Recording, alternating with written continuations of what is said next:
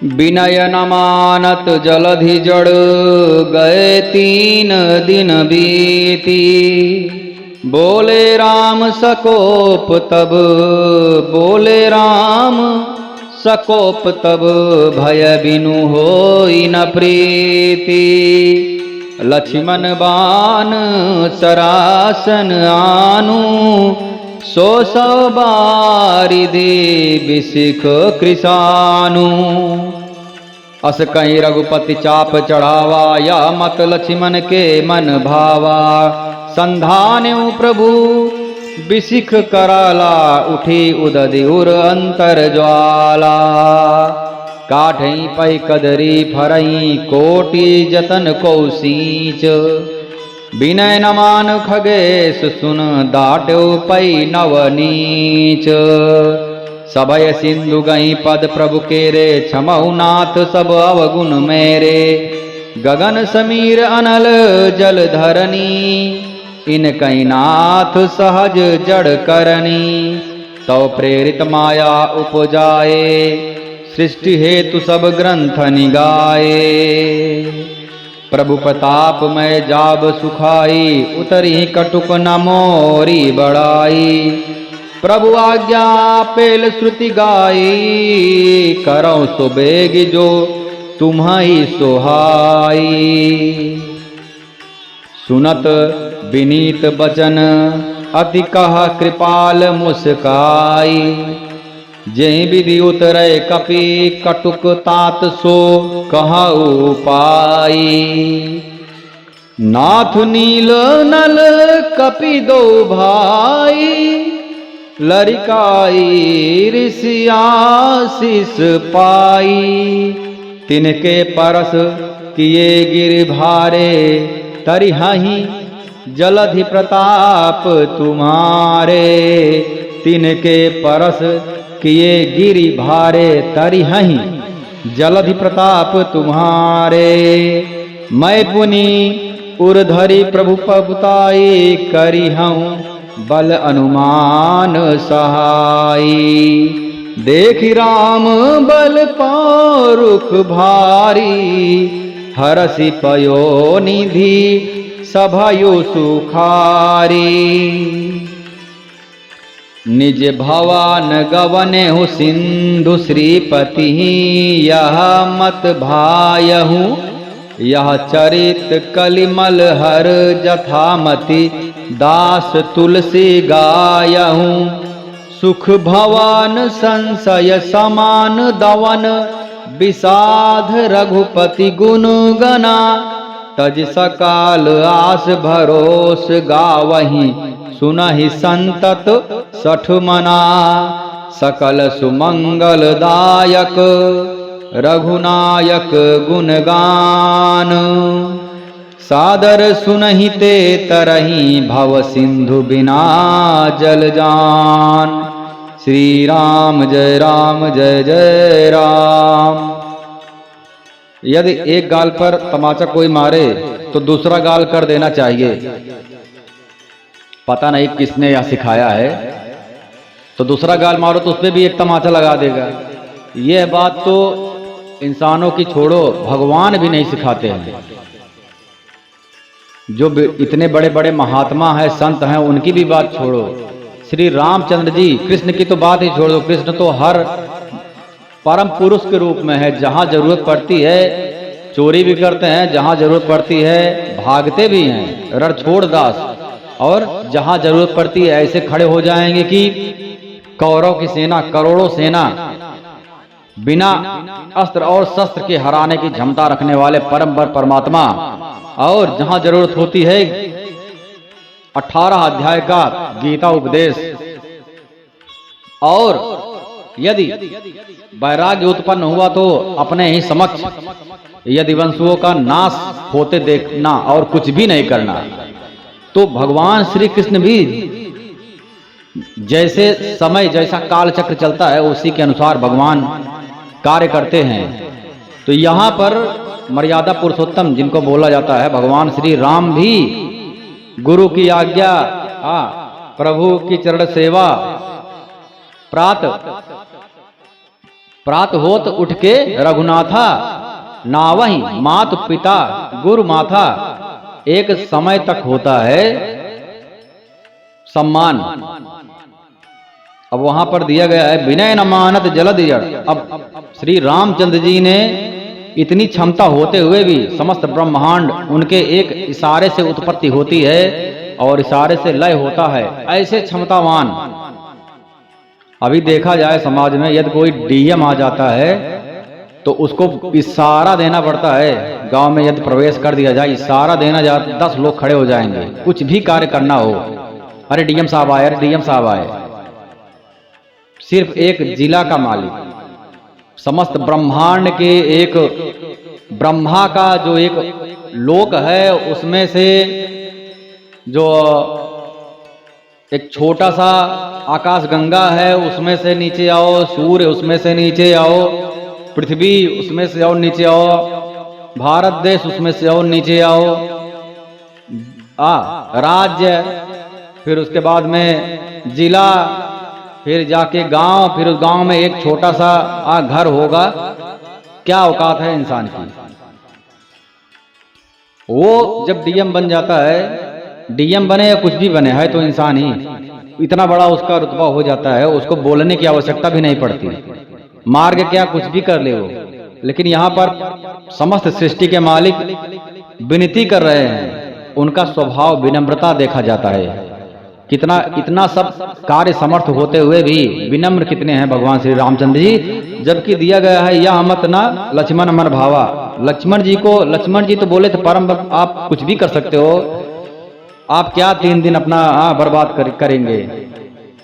और श्री रामचंद्र जी ने कहा ऐसे ही करब धरहु मन धीरा, होगा ऐसे ही। क्योंकि उनको तो भूतकाल, भविष्यकाल और वर्तमान तीनों ज्ञात है कि क्या करना है, परंतु समाज को दिखाने के लिए एक ऐसे मार्ग पर चल रहे हैं कि एक पत्थर की लकीर बन जाए, जिससे इंसान मनुष्य प्रेरणा लेकर के चले। इसीलिए सर्व समर्थ होते हुए भी, सर्व कर्तुम अकर्त अन्यथा कर्तुम समर्थ होते हुए भी श्री रामचंद्र जी विनती करते हैं। 3 दिन बीत गया। अगर 1 दिन की बात है तो बात अलग है। यहाँ पर यदि आप भी विनती करो, भगवान से कोई 3 दिन नहीं विनती करता लगातार। इतना पूजा करने के बाद में भी भगवान से कोई 3 दिन लगातार विनती नहीं करता है। अगर बोल दिया जाए तो वो भी बोले कि चलो छोड़ो, थोड़ा खाना वाना खाया जाए, थोड़ा बोरिंग हो रहा है, थोड़ा मौज मस्ती किया जाए। तो यहाँ पर परमात्मा 3 दिन गुजार दिए, उसके बाद बोले कि विनय से काम नहीं हो रहा है। तो भाव यह है कहने का कि हर इंसान को भी एक समय तक ही साम दाम दंड भेद, इसीलिए शास्त्र बताते हैं एक समय तक ही प्रतीक्षा करना चाहिए। ऐसा नहीं एक गाल पे तमाचा मार दूसरा गाल भी कर दो, पता नहीं किसने कौन से इंसान ने ये सब शिक्षा दे दिया, उसको एक पैसे का ज्ञान नहीं होगा। तो श्री रामचंद्र जी बोलते हैं क्रोधित होकर के, बोले राम सकोप तब भय बिन होए न कहे। कभी कभी क्या होता है, अब डीएम से भी लोग क्यों डरते हैं? भय से। अगर नाराज हो जाएं तो पता नहीं क्या करवा देंगे, मेरा पूरा जमीन जायदाद भी जब्त करवा सकते हैं। पुलिस जेल में बंद कर दिए, कोई धारा लगा करके आजीवन जेल में ही रहो। तो भय बिन होए न प्रीत, कभी कभी भय से। राजाओं का भी सम्मान, अक्सर रावण का सम्मान क्यों हो रहा था? क्योंकि भय के नाते उनके जितने मंत्रीगण थे हाँ में हाँ मिलाते थे। जब श्री राम भक्त हनुमान जी गए तब उनकी नजरों में कोई भी भय नहीं दिखाई दिया। तो और जितने भी लोग थे, जितने भी राक्षस यक्ष गंधर्व, सारे सब मुंडी अपना सर नीचे करके बैठे हुए थे। कहा लंकेश कवन तय कीसा। रावण कहते हैं करे तुम्हारे नजरों में तो डर ही नहीं है, तुम एकमात्र ऐसे बचे हुए हो जिनकी नजरों में भय नहीं देख रहा हूं। और तो जितने भी हैं देवता, असुर, यक्ष, नाग, गंधर्व, किन्नर, सब भय से कांप रहे हैं। तो यहां पर भी भय ही है। श्री रामचंद्र जी बोले भय दिखाना पड़ेगा, लगता है अपने शक्ति को प्रदर्शित करना पड़ेगा। भय बिन होए न प्रीत। तो श्री रामचंद्र जी भी कह रहे हैं कि एक समय तक ही झुको, उसके बाद खड़े हो जाओ। एक हाथ में शास्त्र और दूसरे हाथ में शस्त्र जरूरी है। तो लक्ष्मण बाण सरासर आनु, हे लक्ष्मण धनुष बाण लेकर के आओ, मैं अग्नि बाण से समुद्र को सोख डालूंगा। मूर्ख से विनय, कुटिल के साथ प्रीति नहीं करना चाहिए। अब यहां पर श्री रामचंद्र जी का स्वभाव एक समझ सकते हैं, जो सबके परम पिता है। वो चाहते हैं तो एक भ्रिकुटी मात्र से ही समुद्र सोख सकने की क्षमता है, सबको पता है। और उनको तो कुछ करने की भी आवश्यकता नहीं, एक सोच ले बस। माया भगवान श्री रामचंद्र जी के सोच से, मन से उत्पन्न होती है। माया देवी क्या है? श्री रामचंद्र जी का सोच है माया। उन्होंने सोचा सृष्टि की उत्पत्ति हो, सृष्टि उत्पन्न हो गया। और सृष्टि में सब क्या बोलते हैं संतगण? सब माया है। तो श्री रामचंद्र जी सबके परमात्मा है, सबके पिता हैं, तो समुद्र के भी पिता हैं। तो उसमें भी गुस्सा कर रहे हैं, जैसे एक पिता अपने बालक पर गुस्सा करता है कि पढ़ाई नहीं किया, होमवर्क नहीं किया है, लाओ छड़ी तो बताता हूं इसको। डराते और कभी कभी तो मारते हैं, परंतु वह मार सिर्फ प्यार होता है, मार नहीं होता है, दिखाने के लिए। या उसी यदि कोई और आकर के छू दे उसके बच्चे को तो क्या होगा सबको पता है। एक पिता कभी शांत नहीं बैठेगा, अपने हाथ से भले मार दे उसको संतोष रहेगा, मुझे कितना बजाना है, कितना उसको लगेगा, सब पता है पिता को, परंतु और कोई छू नहीं सकता है। श्री रामचंद्र जी आशीर्वाद से अपना उंगली उठा दे या सोच ले, धनुष बाण लगाने की, मारने की, प्रत्यंचा चढ़ाने की कोई भी आवश्यकता नहीं है, परंतु फिर भी श्री रामचंद्र जी कह रहे हैं लक्ष्मण मेरा बाण लाओ तो आज मैं इसको सुखा दूंगा। जैसे होता ना, एक पिता बोलता है लाओ छड़ी, आज इसको बताता हूं, आज इसका तो इसके शरीर का जो चमड़ा है सब उतार दूंगा। क्या वह वास्तव में मारता है? कुछ भी नहीं मारता। वैसे ही श्री रामचंद्र जी बता रहे हैं उसको कि अब तो प्रकट हो जाओ, अब तो आ जाओ, मेरी विनती सुन लो। इतना समय दे रहे हैं कि अब मैं ये करने वाला हूं, सूखने वाला हूं तुमको, फिर भी अभी समय है, अभी धनुष मेरे हाथ में नहीं है। मानो समुद्र को बता रहे हैं मैं करने वाला हूं, अब तो आ जाओ। और कभी कभी कोई पुत्र होता है बहुत शरारती होता है, नहीं पिता की आज्ञा का पालन करता, कितनी बार भी समझाओ फिर भी नहीं करता, तब उसको थोड़ा एक दो थप्पड़ लगाना पड़ता है। तो यह वही भाव है। ऐसा नहीं समझना चाहिए कि श्री रामचंद्र जी वास्तव में और सच में धनुष उठा करके सोखने गए हैं। उनको पता है कि मैं ऐसा करूंगा तो निश्चय ही प्रकट होंगे ही, उनको पता है, नहीं तो सृष्टि का लय हो जाएगा, संतुलन बिगड़ जाएगा। तो उसके बाद आते हैं अस कहीं रघुपति चाप चढ़ावा, यह मत लक्ष्मण के मन भावा। लक्ष्मण तो पहले ही बोल रहे थे कि भाई कुछ होने वाला नहीं है, धनुष चढ़ाओ और खत्म करो कहानी, 2 मिनट का काम है, नहीं तो मुझे आज्ञा दो, मैं कर देता हूं सब। यह बात लक्ष्मण जी को बहुत अच्छा लगा। जैसे ही रघुनाथ जी ने धनुष चढ़ाया और लक्ष्मण जी को बहुत अच्छा लगा, उसके बाद क्या हुआ? मकर उरग, मकर सांप मछलियों के समूह व्याकुल हो गए। मकर उरग झग गन अकुलाने, जरत जंत जल निधि। जब जब आग जलने लगा, धनुष प्रत्यंचा अभी नहीं, जब धनुष लाए सोच लिए कि अब मुझे इसको सोखना है समुद्र को, इतने सोच से ही अग्नि सब जलने लगा, आग हो गया। वो पानी जो शीतल था वो गर्म हो गया एकदम आग के जैसा। उसके बाद क्या हो गया कि सभय सिंधु गही पद प्रभु के रे, क्षमाऊ नाथ सब अवगुण मेरे। समुद्र देवता प्रकट हो गए, समुद्र ने भयभीत होकर के प्रभु के चरण पकड़ लिए। अब आए ना लाइन पे, श्री रामचंद्र जी कितनी बार समझाए, कोई भी पुत्र हो 1-2 थप्पड़ मारने पे तो लाइन पे आ ही जाता है। किसी को 1 थप्पड़ मारो, किसी को बोलने से भी कितने लोग डांट के समझाओ तब भी बच्चे शांत हो जाते हैं। तो पहले विनती करके किए रामचंद्र जी, उसके बाद में डांट कर समझाए कि मेरा धनुष लाओ, उसके बाद भी नहीं माने तो फिर लो 1 कदम और आगे। तो समुद्र देव जी प्रकट हो गए, हे नाथ मेरे अवगुण सब क्षमा कीजिए, और क्षमा मांगने लगे। आकाश वायु अग्नि जल पृथ्वी, इन सब की करनी स्वभाव से ही जड़ होती है। आपकी प्रेरणा से माया ने इन्हें सृष्टि के लिए उत्पन्न किया है। तो प्रेरित माया उपजाए, आपकी ही प्रेरणा से, आपकी इच्छा से हम लोग की उत्पत्ति हुई है, कहने का भाव यह है। तब ग्रंथों ने भी यही गाया है, जिनके लिए स्वामी जी जैसी आज्ञा है वह उसी प्रकार से रहने में सुख पाता है। प्रभु ने आज्ञा दिया कि मुझे शिक्षा दंड दी। हाँ, प्रभु भल कीन मोह सिख दीनी। प्रभु ने मुझे एक दंड दिया, अर्थात शिक्षा के रूप में एक दंड दिया। मर्यादा पुण्य तुम्हारी कीनी, मुझे क्या मर्यादा है, मुझे क्या कार्य करना चाहिए, यह एक दंड के रूप में शिक्षा दिया। और ढोल गवार शूद्र पशुनारी सकल ताड़ना के अधिकारी, सबको एक उचित दंड अर्थात शिक्षा मिलनी चाहिए। यदि वह एक दायरा है उससे ज्यादा आगे निकल जाए तो दंड का भी विधान है।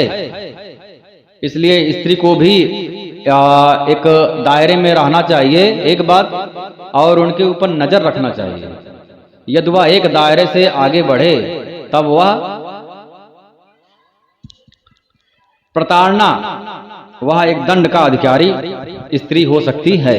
उसी प्रकार से ढोल गवार शूद्र पशु नारी सबके लिए अलग अलग भाव है। ढोल भी प्रशिक्षित होना चाहिए, बजाओगे ऐसे पागलों जैसा तो उसमें कुछ ध्वनि नहीं उत्पन्न होगी, मनोरंजक ध्वनि नहीं आएगी। यदि प्रशिक्षित कोई हो वाद्य यंत्र उस प्रकार से बजाया जाए तो अच्छा भाव उसमें से, ढोल से अच्छी ध्वनि उत्पन्न होगी जो कर्ण को प्रिय होगी। तो अब समुद्रदेव जी कहते हैं कि नाथ नील नल कप दो भाई, दो भाई हैं नल नील, और उनको आशीर्वाद प्राप्त है उनके स्पर्श से ही, जो और उस पे उनके स्पर्श से और आपके प्रताप से, क्योंकि भगवान के प्रताप से ही जो पाप, जो श्राप होता है और वरदान होता है वह सत्य होता है। श्री रामचंद्र जी के प्रताप से ही श्री रामचंद्र जी ही शाप और वरदान को सत्य करते हैं। इसीलिए नल नील को तो आशीष मिला है, परंतु यदि श्री रामचंद्र जी का प्रताप ना हो, उसको सत्य ना किए तो सत्य नहीं होगा।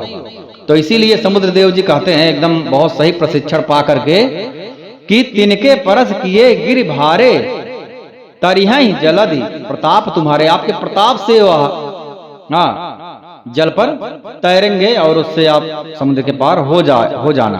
तो उपाय बता दिया। तो श्री रघुनाथ जी का गुणगान संपूर्ण सुंदर मंगलों का देने वाला है, सकल सुमंगल दायक, सारे सुमंगल शुभ समाचार देने वाला है। आपका हर प्रकार से शुभ होगा। श्री रामचंद्र जी का जो भी नाम लेगा, जो उनका गुणगान करेगा, जो उनके गुणों का, उनके लीला का गुणों का संकीर्तन करेगा, गान करेगा, उसका हर प्रकार से शुभ ही शुभ होगा। और जो इसे आदर सहित सुनेंगे वे बिना किसी जहाज के ही भव सागर को तर जाएंगे। सादर सुने, सादर सम्मान के साथ जो भक्ति भाव से, शांति से सुने और अपने अंदर उतारे। भाव यह है, ऐसा नहीं कि बैठ जाए। आजकल तो सुंदरकांड में ऐसे ही होता है, लोग बैठ जाते हैं और सुंदरकांड जो आजकल के जमाने में जो बड़े बड़े हॉलीवुड, बॉलीवुड और भोजपुरिया जो गाने बजते हैं, उसी के तर्ज पर सुंदरकांड गाया जाता है। तो भगवान कहते हैं भाव का भूखा हूं मैं, भाव ही एक सार है, भाव से जो मुझको भजे उसका बेड़ा पार है। तो सुंदरकांड तो गा रहे, लेकिन भाव कहाँ है? भाव तो फिल्मी गानों पर है। तो आपका जो सुंदरकांड है वो लिखा नहीं जाएगा, आपका यही लिखा जाएगा कि आपने 2-4 घंटे जो भी सुंदरकांड हुआ, आपने वह 4 घंटे आपने व्यर्थ कर दिया, उसका कुछ भी फल नहीं मिलेगा, क्योंकि आपका भाव अलग है, फिल्मी गानों पर है। और यदि अक्सर देखा जाता है पूरा सुंदरकांड खत्म हो जाता है, सुनने श्रोता को पता ही नहीं लगता कि सुंदरकांड कब प्रारंभ हुआ था और कब खत्म हो गया। वह तो फिल्मी गानों में डूबा हुआ है। अरे खत्म हो गया क्या? हाँ खत्म हो गया, अब आरती के लिए खड़े हो जाओ। आरती हो गया, उसके बाद प्रसाद लेकर के घर पर आ गए और 10 लोग जो भी मिल रहा है रास्ते में, अरे आज मैं सुंदरकांड सुना, उस पे भी उसको अहंकार हो जाता है कि मैं आज सुंदरकांड सुन लिया। यदि पूछा जाए कि भैया सुंदरकांड में क्या सुने, पूरी कहानी भी नहीं बता पाएगा, आधी भी नहीं बता पाएगा, एक लाइन तो कान में जाएगा ही नहीं उसके। इतना जोर जोर से म्यूजिक बजता है, ढोलक बजता है और बड़े बड़े वाद्य यंत्र बजते हैं। जो वास्तविक दोहा है या चौपाई है, उसका शब्द, उसकी ध्वनि सुनाई ही नहीं देती है। उस ध्वनि से ज्यादा तो वाद्य यंत्रों की ध्वनि होती है, इसलिए कान में वह ध्वनि ही नहीं सुनाई जाती है। तो काहे का सुंदरकांड। कृपया इस बात को अन्यथा ना लिया जाए। यदि किसी को बुरा लगे तो हाथ जोड़कर करबद्ध माफी दे दीजिए, लेकिन कृपया सुंदरकांड, कोई भी रामचरितमानस का पाठ हो, अक्सर लोग सुंदरकांड ही करवाते हैं अपने घरों में, तो उसका जो दोहा और चौपाई है, कम से कम उसका ध्वनि तो कानों में जाना चाहिए। इस प्रकार से कुछ व्यवस्था किया जाए तो उत्तम होगा। या मेरा पर्सनल सुझाव है, मानना है तो मानिए, नहीं मानना है तो राधे राधे, श्री राम, जय जय राम। तो इस प्रकार से सुंदरकांड होता है खत्म। जय श्री राम, जय जय हनुमान।